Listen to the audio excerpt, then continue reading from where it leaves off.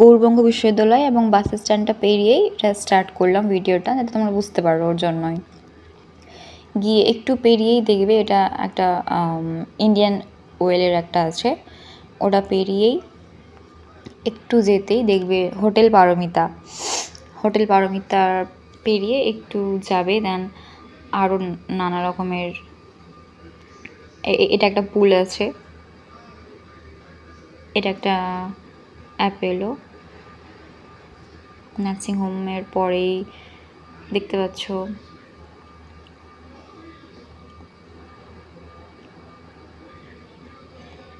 এটা একটা নিউ যেটা মলটা হয়েছে, বড় মলটা, আমি এর নামটা এখন ঠিক মনে পড়ছে না। দেখতেই পাচ্ছ এই বড় মলটা পেরিয়ে একটু যাবে আর একটা ইন্ডিয়ান ওয়েল পাবে, দেন ওটা গিয়ে দেখতেই পাচ্ছ অনেক মানে রাস্তাটা অনেক শর্ট করবে রাস্তাটা। এখানে দেখতেই পাচ্ছ একটা অটো যেটা আছে, এরপরেই একটা টার্ন পাবে, ওই টার্নটার দিকে চলে গেলে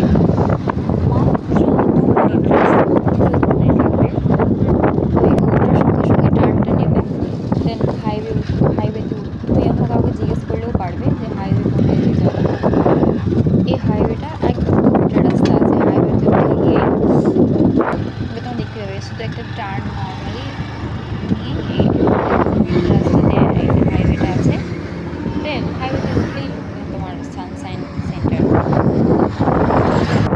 একদম অনেক কাছে। যদি কোনো অসুবিধা না হয় তার জন্য আমি ভিডিওটা করেছি।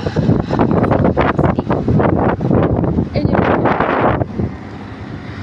বলে জানি না, এটা হচ্ছে সানশাইন এক্সাম সেন্টার। সেদিন প্রচণ্ড বৃষ্টিও হয়েছিল, আমরা গিয়েছিলাম।